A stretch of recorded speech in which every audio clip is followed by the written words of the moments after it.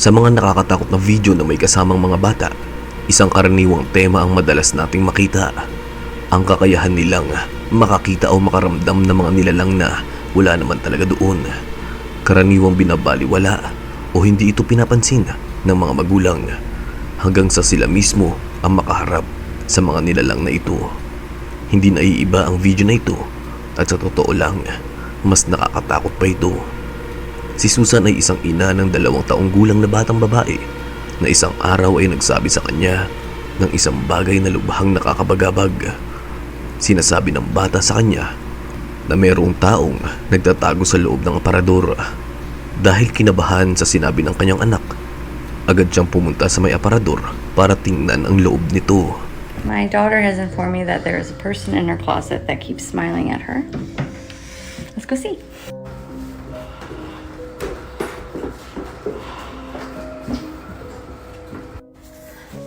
Open it. That's a person. There's a person? Yeah. Can you show me where the person is? Right here. Right here. Right here. Is it Elsa? No. No. No? I'm sure.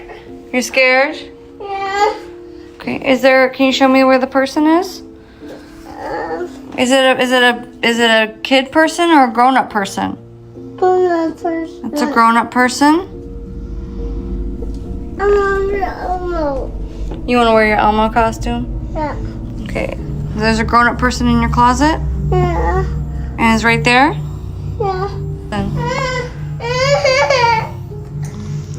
scared. you're scared? Yeah. Sa hindi malamang dahilan, tila takot na takot ang anak ni Susan sa isang bagay sa loob ng aparador. Baka sa mukha ng bata ang totoong takot na tila ba may tao talaga sa loob nito. May isang kahon sa loob ng aparador na kung titingnan natin ay tila may mukha ito ng tao. Naniniwala ang ilang viewers na ito mismo ang nakikita ng kanyang anak. Ngunit sa isang maikling video ay sumagot si Susan tungkol sa mga komento na ito. There is like a woman-shaped thing on the box, which is very strange. So I take the box out. I took all the clothes out of that in case that was like causing a shadow or something. So I took all the clothes out of the back of that closet. I took the box out, and she still saw the person. Oops, someone's at my door. She still saw the person. She said that they're still there and they're still smiling at her. Kaya kung hindi ang kahon, ano nga ba ito? Walang nakakaalam kung ano ang nakita ng bata. Ngunit nilak ni Susan ang pinto ng aparador sa pag-asang titigil na ang kanyang anak. Simula ng ilak niya ito, nakakatulog na mahimbing ang bata. Ano man ang nakita ng kanyang anak, ay patuloy na binabantayan ni Susan kung sakaling may kakaibang mangyari sa loob ng aparador. May 2 magkaibigan na nagre-rent ng Airbnb. Ang taong nagfi-film ng video ay si Emma Jean at ang dahilan kung bakit niya kinuha ang kanyang camera ay dahil sa mismong sandaling iyon nagsimulang kumilos ng kakaiba ang kanyang asong si Rosie. May tao o bagay na malapit na naging sanhi ng kanyang walang tigil sa pagkahol. Hindi normal ito dahil nabanggit ni Emma na si Rosie ay palaging tahimik. Hindi tulad ng karamihan na aso dahil ang breed ni Rosie ay tahimik at kalmadong aso lang. Is there a ghost? Very fun episode. Jump. Is there a ghost? Yeah. Yeah? What is this first? Where's the ghost? Right there? Where? Where is it? She's staring at the dog. Dahil naguguluhan sa inaasal ng aso, nagbiro si Emma na baka multo ang kinakahulan nito. Bagamat natawa siya sa biro na ito, ang sumunod na nangyari ang tuluyang nagpatakot kay Emma at sa kanyang kaibigan.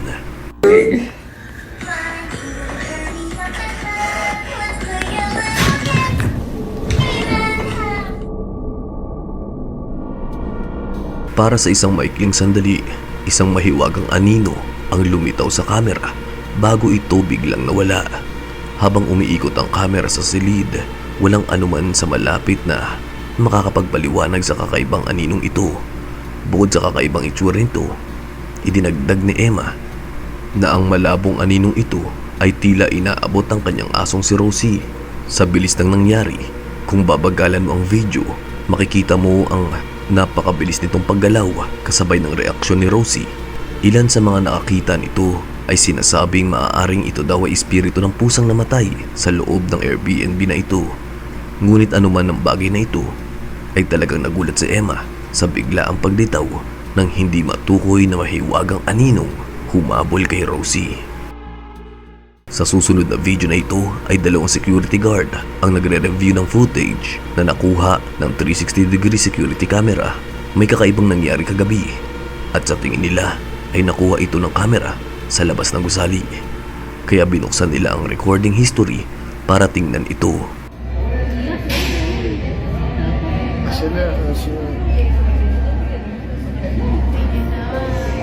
Sinuri nilang dalawa ang bawat anggulo na nakuha ng security camera, ngunit sa kasamaang palad, walang kakaibang lumitaw. Iyon ay hanggang sa makita nila ang hindi inaasahang bagay.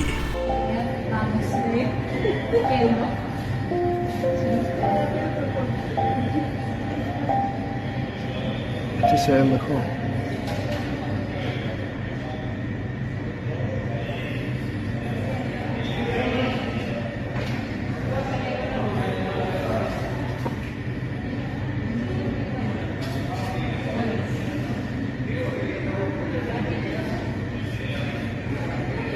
Okay.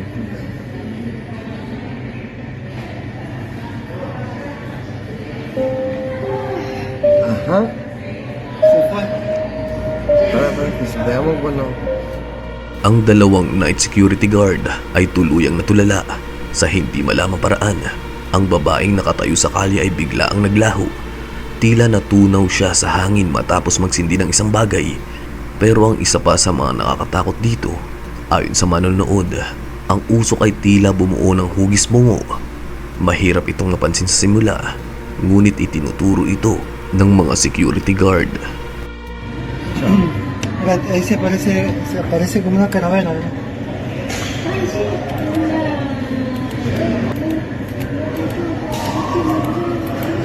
Pero...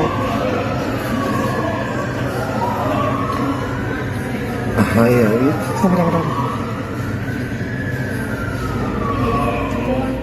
Dahil dito, kasama ang ilang iba pang bagay, naniniwala ang mga security guard na nakunan nila ang isang supernatural phenomenon. Ang hugis bungo ay maaaring kaso lamang ng pareidolia, isang psychological phenomenon kung saan ang utak ng tao ay nag-i-imagine ng mga pamilyar na muka o hugis sa mga random na bagay. Gayunpaman, para sa naglahong babae, ang bahaging iyon ay medyo nakakakilabot. Ang insidenteng ito ay naganap sa lungsod ng Chimbas, Argentina, kung saan hanggang ngayon ay marami pa ring lokal ang hindi malutas ang misteryo sa likod ng footage na ito. May isang lugar sa Ohio na kilala bilang Helltown at maraming tao ang nagulat na nakakaramdam ng matinding kaba sa sandaling tumapak sila doon. Para sa ilan, hindi na ito nakakagulat dahil maraming nakakakilabot na bagay ang nangyari doon makalipas ang maraming taon. Ang bayang ito ay orihinal na itinatag ng isang grupo ng mga katutubong Amerikano or Native Americans. Napakaraming Native Americans ang nasawi mismo rito. Para naman sa mga nakaligtas, iniwan nila ang bayan upang maghanap ng bagong tirahan at ang ilan ay takot na bumisita sa bayang ito. Marami ang naniniwala na ang lupaing ito ay isinumpa dahil sa walang katapusang kamalasan na tumatama sa sandaling lumipat ang mga nanirahan doon. Isang gabi, nagpasya si Chris Hill na bisitahin ng Helltown. Ang kanyang nakunan sa kamera ay mailalarawan lamang bilang nakakatindig balahibong pangyayari. Habang naglalakad si Chris sa isang masukal na kagubatan, nakatagpo siya ng isang lumang shed na gawa sa lumang kahoy. Mula sa sandaling ito ay nagsimula ng maging kakaiba ang mga bagay-bagay.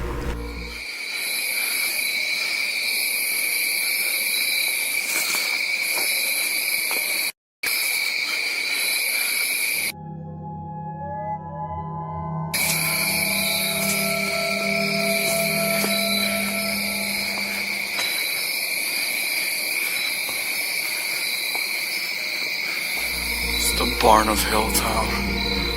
Hanggang sa puntong ito, wala pang masyadong kakaibang nangyayari. Ngunit nang magpasya si Chris na galugarin ang lugar sa likod ng shed, nagbago ang takbo ng mga pangyayari. na nagpabigat mismo sa kanyang nararamdaman.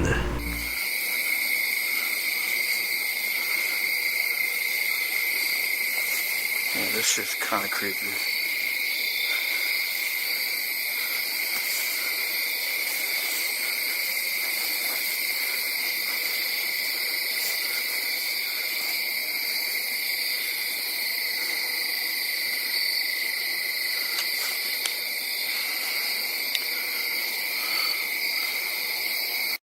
It's like a little shack back here.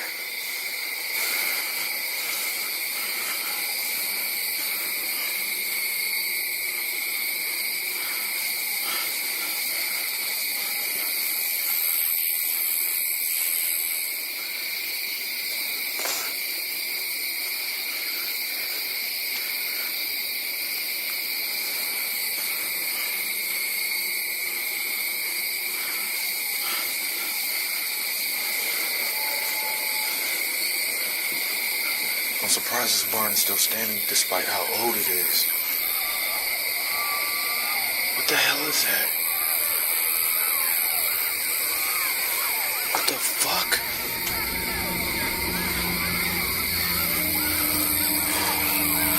What the fuck is that?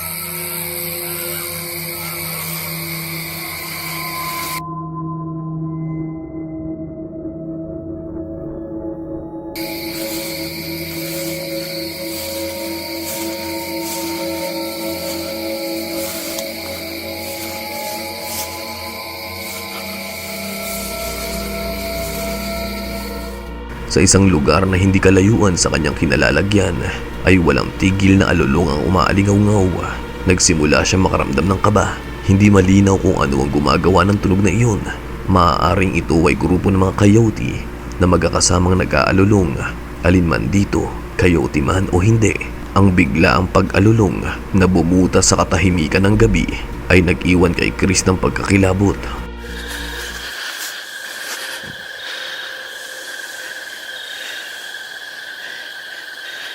I keep hearing something. It sounds like it's following me.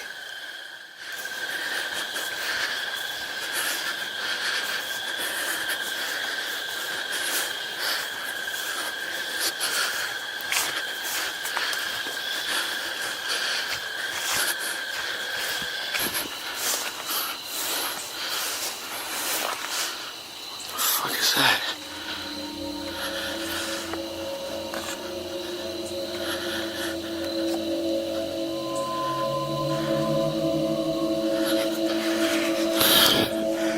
Something's over there. I can hear it.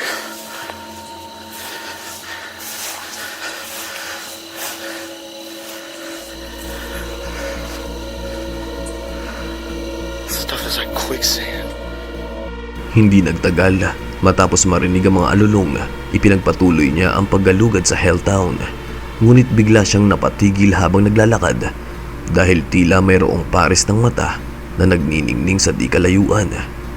Tila nakatitig ng diretso sa kanya sa likod ng mga damo at mariin siyang sinusubaybayan nito. Agad na nalaman ni Chris na ito ay isang buhay na nilalang matapos makitang yumuko at nagtago ito. Idinagdag pa niya na anuman ang bagay nito ay tiyak na mas matangkad ito kaysa sa kanya dahil natatandaan niya na ang taas ng damo ay hindi bababa sa 6 feet. At nang pagsamasamahin ng lahat ng detalye, naisip ni Chris na ang pinakamahusay niyang magagawa ay umalis na lang doon.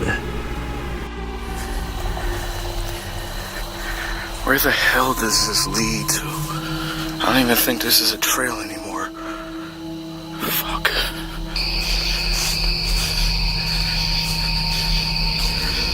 Ang dapat sana'y isang masayang urban exploration video ay nagtapos sa isang ganap na kakaibang karanasan. Tulad ng mga nakatapak na rito noon, naniniwala ang mga manonood na totoo ang mga balibalitang may kakaibang nagtatago sa loob ng Helltown. Supernatural phenomenon man ito o ibang bagay, marami ang sumasang-ayon na mas makakabuting umiwas na lamang sa lugar na ito dahil walang nakakaalam kung ano nga ba ang itsura ng bayang ito bago pa maganap ang mga patayan pagkalipas ng maraming taon. Isang grupo ng magkakaibigan ang nag-e-explore sa isang malawak na lote na puno ng mga sira-sirang bus. Ayon sa kanila, bawat bus doon ay inabandona na.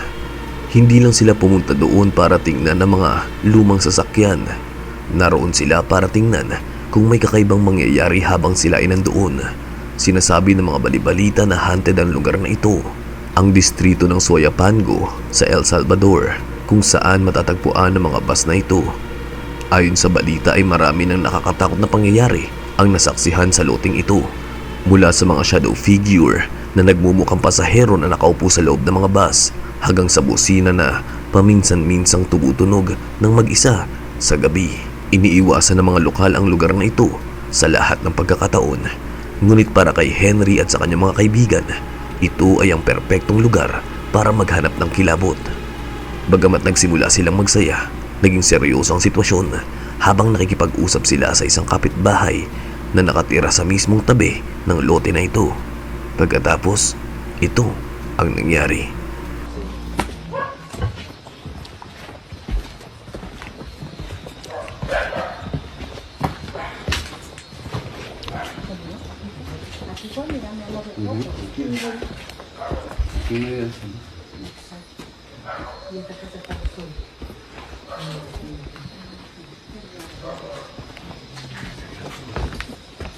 Miren. Está encendido, ve. Están encendidos. Se han encendido las luces del bus. Y estará abierta la puerta. No sé. Está encendida la luz del bus, bichos.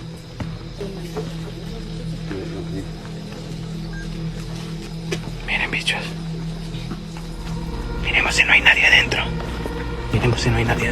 Noong nagsisimula ng magduda ang grupo tungkol sa lugar, may nakita silang mga taillight ng bus na bigla ang gumana sa hindi malamang paraan.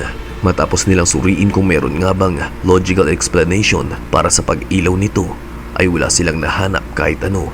Posibleng gumagana pa ang ilang bahagi ng bus, pero nakakakilabot pa rin ang nangyaring ito. Dahil hindi sigurado kung paano ito ipapaliwanag at medyo natatakot na sila, nagpa siya ang grupo na lumayo at ipagpatuloy ang paggalugad sa natitirang bahagi ng bayan. Gayunpaman, nang lumingon sila sa mga bus mula sa malayo, ito ang nakita nila.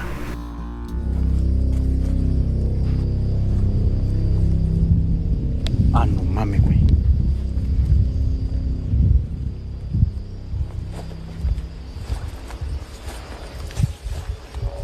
Ay, Dios mío.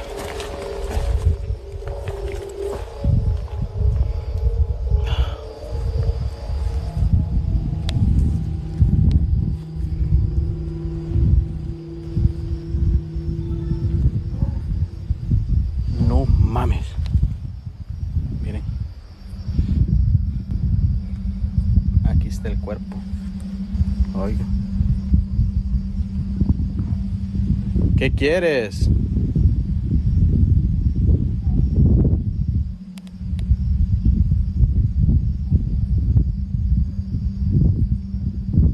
Miren. A la madre, güey.